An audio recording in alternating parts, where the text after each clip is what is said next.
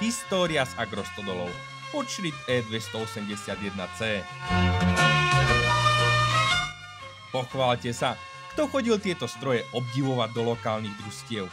Rezačka Počrit E281C disponovala motorom s výkonom 125 kW, ktorý zabezpečoval dostatočnú silu pre zber krmovín.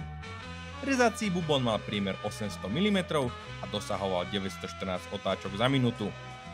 Vďaka nastaviteľnej konfigurácii si obsluha mohla zvoliť počet nožov na bubne 8, 4 alebo 2, čím sa určovala dĺžka rezanky v širokom rozsahu od 5 až po 90 mm.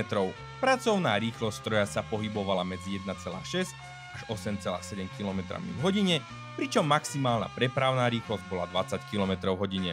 281 disponovala výškou 395 cm a čistou hmotnosťou 5260 kg.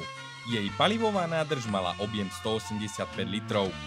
Podľa dostupných zdrojov za optimálnych podmienok táto rezačka dosahovala v kukurici teoretický výkon až 80 tón za hodinu. Tá vôňa rezanky je jednoducho nezabudnutelná. Ak máte 281 náhodou ešte doma, kľudne sa pochváľte v komentároch s touto legendou československých polí.